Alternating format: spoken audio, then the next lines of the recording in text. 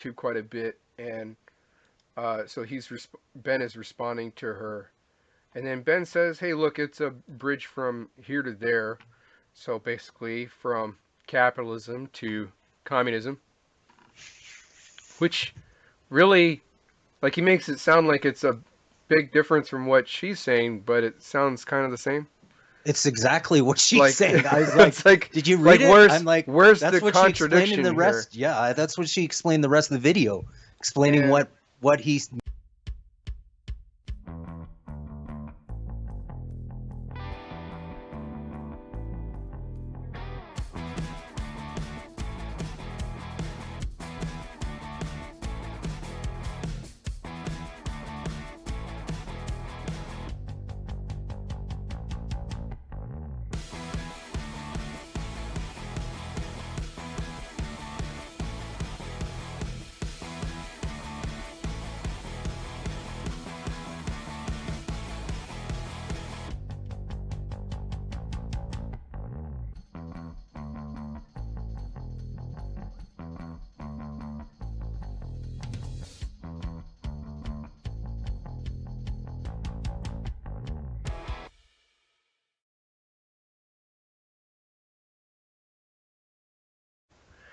yeah, and before we get to our mission Okay. statement, we should probably mention Oh Ben's. yeah. Okay. Uh, Okay.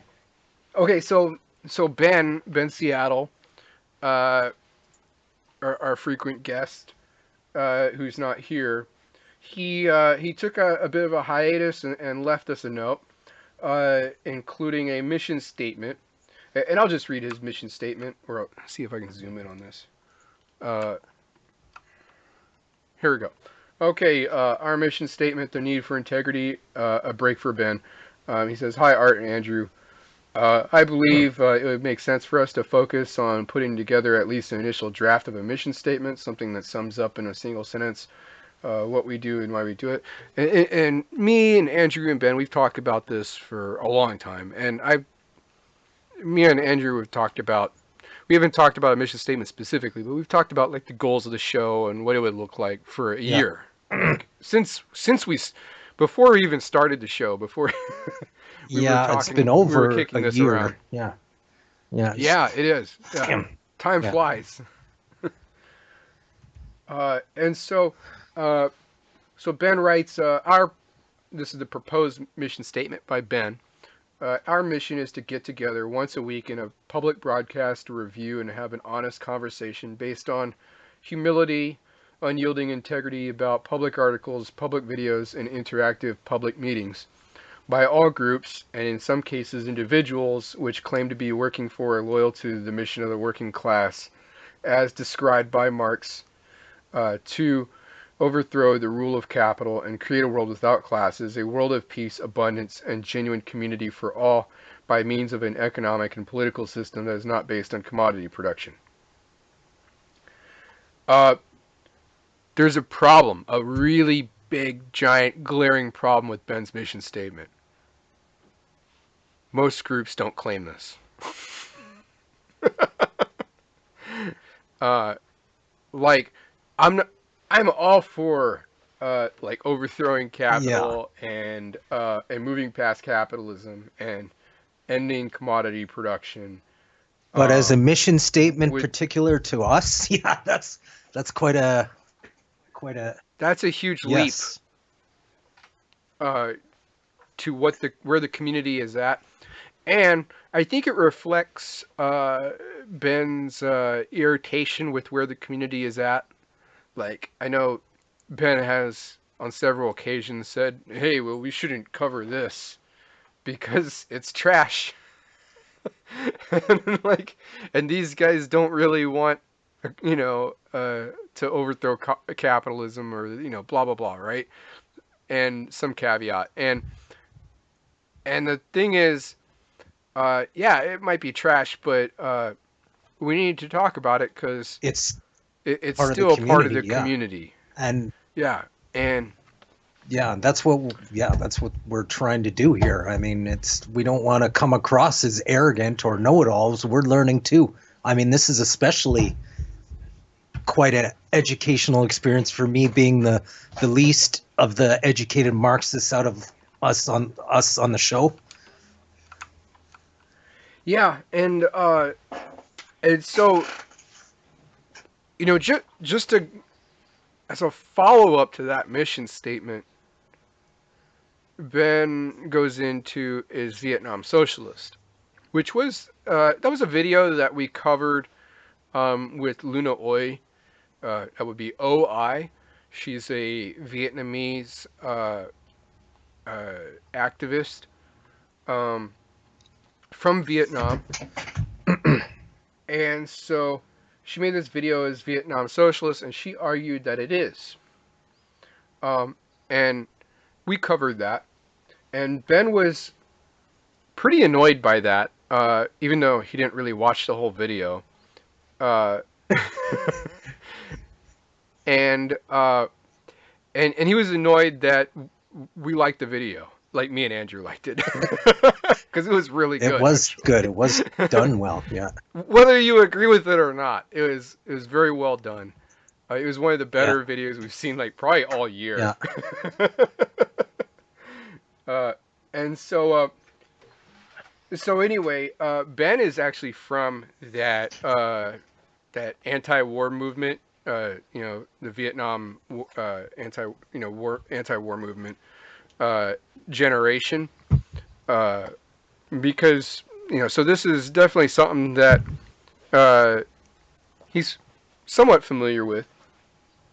I mean, and so Ben basically says, "Hey, it's ruled by a single ruling party," and he says that it's illegal, punishable by prison for other political parties to challenge its legitimacy and right to rule in the name of workers. Um, though Ben doesn't really back that up with much, unfortunately. Um, like, and then he says, "Hey, workers don't have the right to have their own political organizations, organize mass protests, or create its own press." But it's funny because I was talking to or I was messaging Andrew earlier the other night, uh, and so I was taking a look at the latest Vietnamese constitution, and there it was. It said all workers, everybody has the right to freedom of speech and the press, Yeah. I mean, along with a host of yeah, other rights. and that doesn't mean that it necessarily holds true. I mean, a lot of countries say that, but I mean, I've got Vietnamese friends, and like, I mean, it's pretty like liberalized as far as those rights go in Vietnam, and a lot of Vietnamese are proud of that too. Yeah, there definitely seems to be like a lot of bourgeois freedoms. In fact, it seems to be, at least in their constitution, that they have a lot more. Uh, that things seem to be more progressive there than even in the United States. Yeah. On paper. And but the article, I mean, and Ben has a right to his opinion, and I don't necessarily disagree that that Vietnam is not socialist. Um, but uh, he says that, hey, Art says that he's not so sure, and I'm not so sure. Um, like I would say I'm like 75 to 85% sure it's not socialist. So I'm pretty I'm a sure it's little not less sure, socialist. but I mean, I'm Yeah, just more of the but line that I understand, like what she's saying about having to make concessions to survive. You know, a lot of other countries have been brought down because of having to swim in a sea of capitalism. But that's another debate. yeah, I mean, I think it's something that's there. The thing is, a lot of people in the Marxist community say that uh, like a yeah, I know. Yeah, that was a diss, right? And so a lot of people in the Marxist community um, say that Okay, like North Korea is not socialist because it's really hard to defend North Korea. It's a pretty fucked up country, and like nobody wants to defend North Korea right No. now, and I don't. Uh, and uh, and then there's more division. Though I would say most of the community still thinks that, at least outside of China, still thinks that like China is not socialist. Yeah, I mean, Like sorry, yeah, you I know, just want to give an example too. Like with all the so-called socialist countries, we can pretty much name all the leaders. I can't. right? I don't even like. I mean, look, has the president of Vietnam got any press? No, because it's not And nobody can name the leader sensationalized of like, yeah, Vietnam. because I mean, they don't elevate that leadership like, these other places do and stuff. I mean, it's there is a lot different things going on in Vietnam than other places that call themselves socialist countries. Yeah, and the thing is, a lot of the community believes that Vietnam is socialist, and especially and then and Cuba is another big one. So it's like Cuba and Yeah. Vietnam. There's kind of still, I would say, there's still a special Yeah. place, like in a lot of people's minds, um, and so, uh, For good reason too. I mean, and I'm not they may arguing they're both socialists. I'm just saying no, that a lot of the community feels this way. yeah, but they Um, are doing. I mean, they are doing a lot of good things, a lot of things right compared to other countries, wouldn't you say? yeah, well, like uh, Cuba, is sending doctors all over the world for this crisis, and then Vietnam is getting a lot of credit for their handling of COVID-19. Oh, Andrew's reconnecting here. He's got connection issues.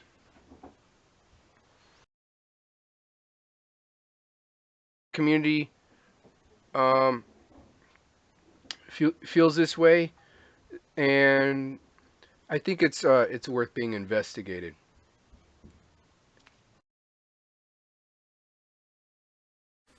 From picking up where I left off, uh, Ben talks about his need for a break, so he's going to take like maybe 2 or 3 weeks off, um, and to sort some things out, and then he talks about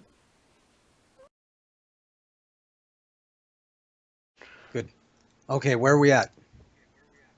okay, so we're talking about number three. Ben's taking a break, um, and and then he says that he wants activists to stop chasing social solutions that are being peddled like free porn, and and the Ozymandias like prestige in the movement, and uh, yeah, and and then so what does he mean by that? Well, he says, look, in his part three, uh, the words socialism and Marxism are kind of used the way a carnival barker shouts "Step right up," and so he says, I won't waste a single breath on that shit, and I don't give a fuck. That's what Ben writes. Uh,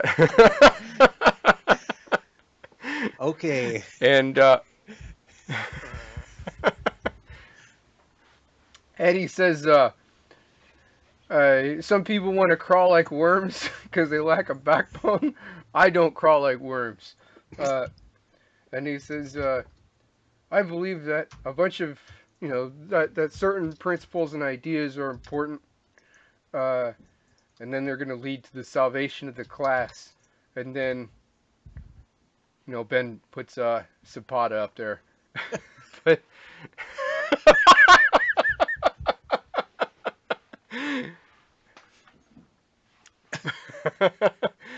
but anyway,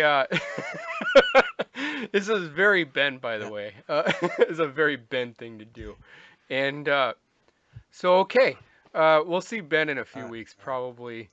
Um, but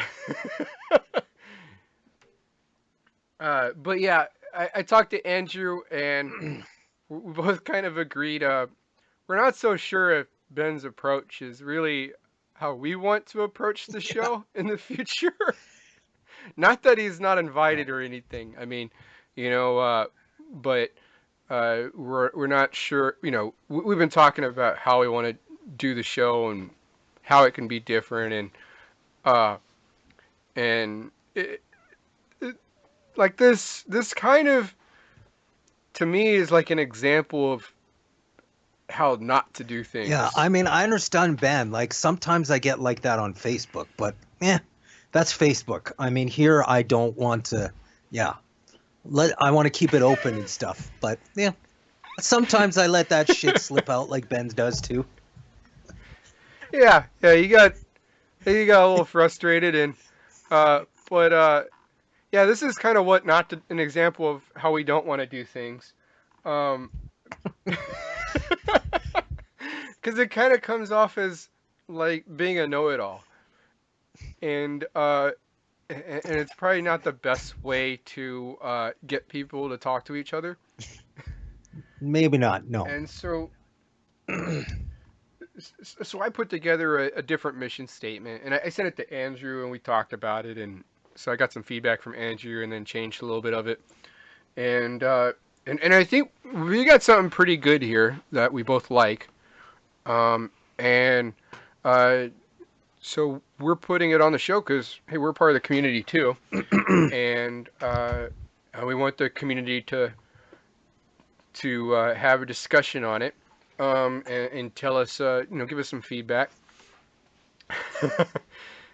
So I wrote the Marxist line, or what we put together. The Marxist line is a live learning program for the U.S. and Canadian Marxist community to learn of the happenings, the inter and intra communications, discussions, and ideas regarding the community, regardless of trend, with the aim of promoting a self-aware, mature, and healthy community. Comfortable talking about internal differences and similarities, achievements and shortcomings, to better train and prepare the organized revolutionary leadership needed for the working class to take state power. So that's what we got right now. it's uh, it's not like um, it's not like miles different from what Ben wrote. Um, but I think it's something that both me and Andrew are a little more comfortable with. Yeah, I mean, because like I said too, this is a learning experience for me too, a big learning experience. Yeah, and we kind of always had the intention of the show as being kind of a very open show where people can be comfortable learning about all the different trends and groups and ideas and discussions. And yeah, there's going to be some serious criticism, and and we're not going to hold everybody's hand and whatnot, um, but we're trying to approach this as we all have something to learn from each other basically, and we have bigger fish to fry than I'm right and you're wrong. Yeah, So we'll save that for Facebook. right. Well, I will. So yeah, so let's move. Like how, I mean, if people look to Lenin, and these as a good as for revolutionary ideas, like how is this going to apply to like modern day? Like, is this the sort of thing we need to be striving for? Like, are we how is political freedom gonna differ from how it was transformed back then? If Well, I or think I think it was good that Lars Teely brought this up because this yeah often gets ignored. yeah that he brought this up. A lot of people within the Marxist community completely avoid this whole topic. They don't Yeah, want to talk that's about it. yeah, yeah, Like, and so I did like that he brought this up. Um, now earlier, I don't remember if it was the last show or the show before that, we talked about like the Russian Civil War, and during the Civil War, basic or shortly after the Civil War, the Bolsheviks basically had a revolutionary martial law where they restricted political freedoms and locked things down. And so here, there's recognition of that, of those restrictions, yeah, and it mentions that Lenin wanted to spread like this idea of having a permanent campaign to spread the message to basically propagandize everybody within the country, at least, which was like 90% peasantry. And part of this led to this idea of like, well, we should keep things restricted, and then we're gonna be like basically the only game in town. You know, let's putting out a message. It's putting out the news, putting out the propaganda. You know, you hmm have a monopoly on everything. And it was a feature, and in some ways it was effective because now there's no capitalist propaganda, you know, to say otherwise. But one thing that Lars T doesn't really mention is that, well, now you have like issues like because you have less self-criticism, you know, as a yeah, society of the yeah, party. And so these came to be issues. And so I think like looking forward, there's going to have to be a balance, you know, yeah, between political freedom and then of course there's probably going to be some restrictions. There's at least a period of time where there's going to be restrictions depending on the circumstances, but more than likely I think if there were like a revolution, like a real revolution, not like yeah, a not Bernie Sanders, but I mean a real revolution where there's people dying in the streets and stuff and fighting and all that crap that we don't really look forward to. Um, yeah, there probably will be restrictions.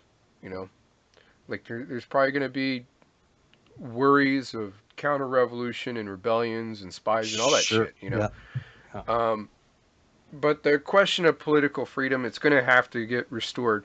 Now, some things that the Bolsheviks did not have working for them is most people were uneducated in the country. And the most educated people who supported the revolution were all in the party. You yeah, know, they were in the Revolutionary Party. Uh, and then a few were in the SRs and whatnot, the Socialist Revolutionary Party. But like as you saw in the Civil War videos, like some of the SRs went and joined with the capitalist class, and then ended up getting betrayed yeah, when you know they joined the capitalist class, thinking it was going to help them out to overthrow the Bolsheviks, and then the capitalist class, when they didn't need them, they had them shot and thrown in the ocean and shot like crabs in a barrel, like the video said. And so so one thing that Russia didn't have going for it was mass education in the public. If you look at like Canada or the United States, and as much as you know we rip on people, you know, the masses here being uneducated uh, and you know illiteracy and all that, the United States is far more educated than Russia was during the Russian Revolution. You know, and that's like with all the problems we currently have. Same with Canada. Canada's way more educated than Russia was during the Russian Revolution. yeah, Like workers are far more educated. The back then there is like a clear distinction between the class of the bourgeois intelligentsia and then the working class. But today, that distinction is not so clear because a lot of workers are very well educated.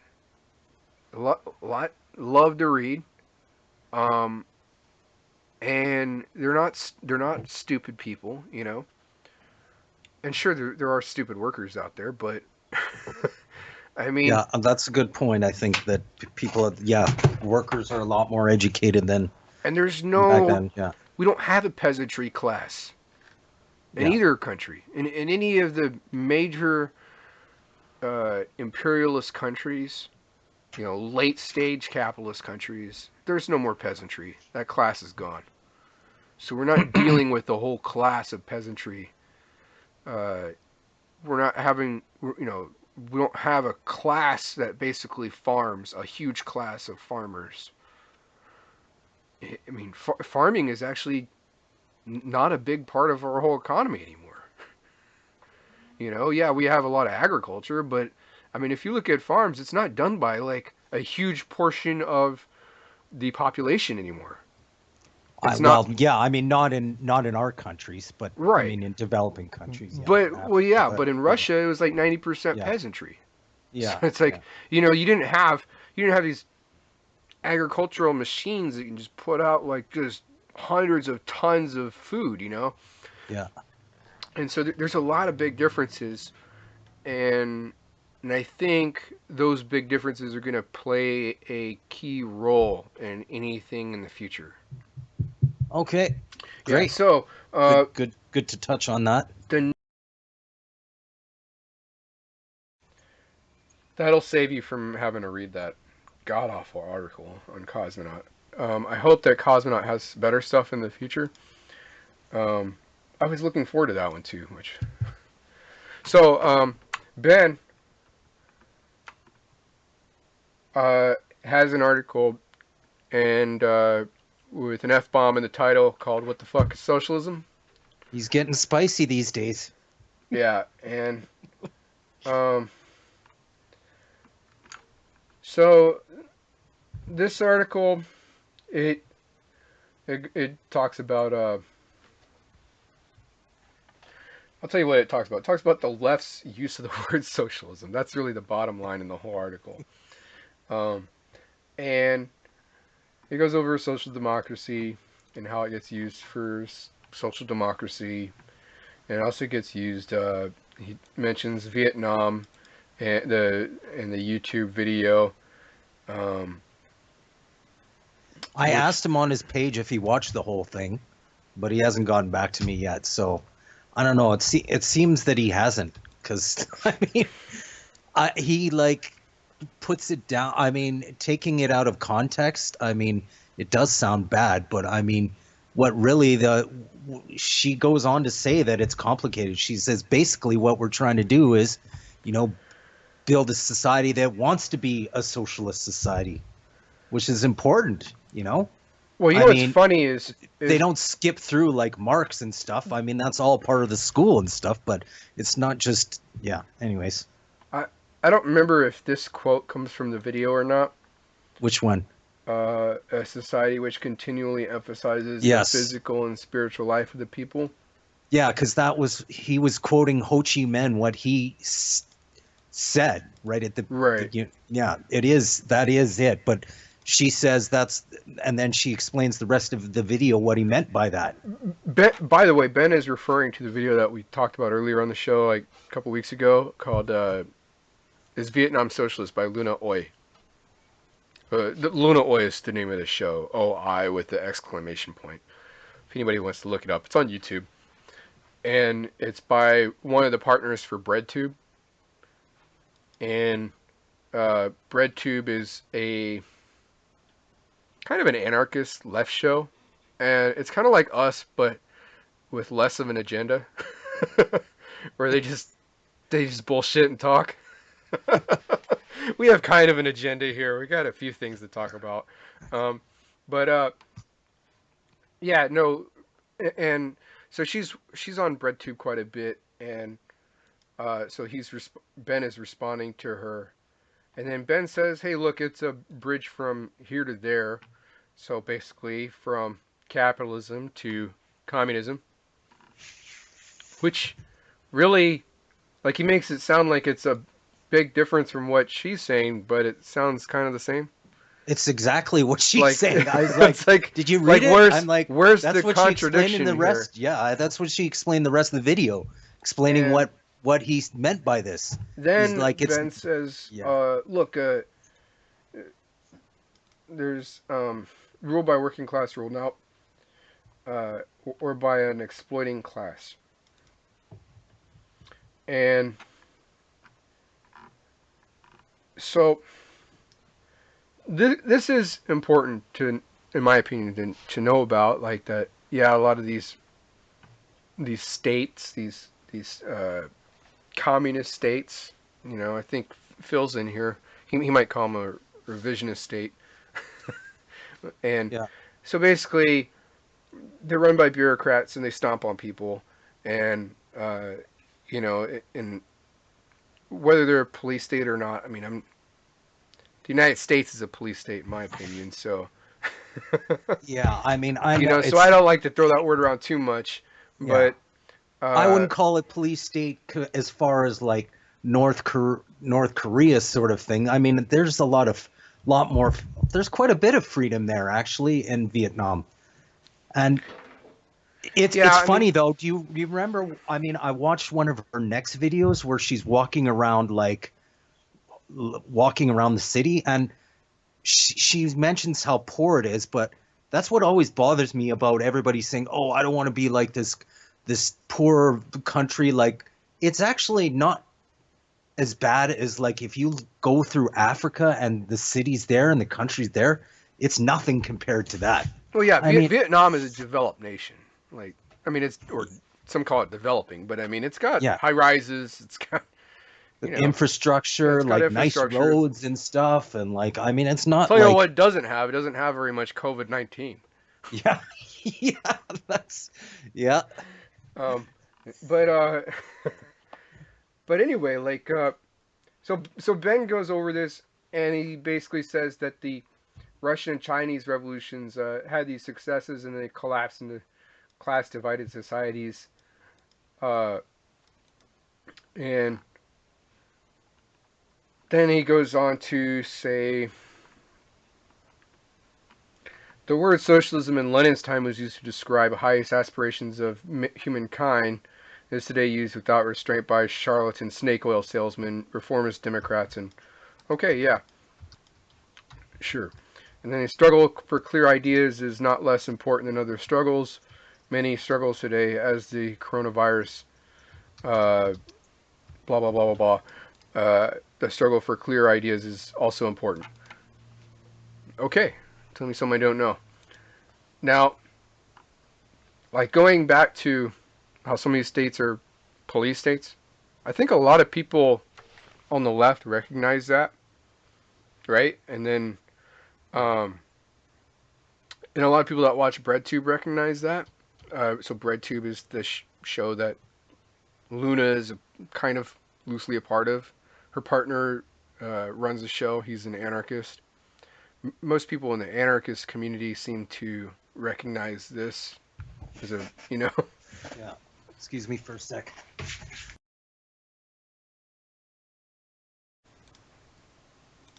where were we? Oh yeah. So Ben mentions these police states, which sure, yeah, like these governments, we can call them police states or whatever. Um, but the real thing is, well, are these police states working for us? Are they against us? Are they working for the working class or not?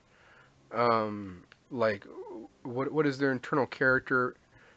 Part of the problem, I think, is the lack of transparency within those states. Um, and then part of it is the lack of conversation that we have as a community to talk about that. Um, and if Luna Oi or any comrades from Vietnam or say Cuba, you know, if they want to make the argument that Cuba is socialist or Cuba or Vietnam is socialist, I'm not against them trying to make that argument. Like, I think it's good to get that out in the open.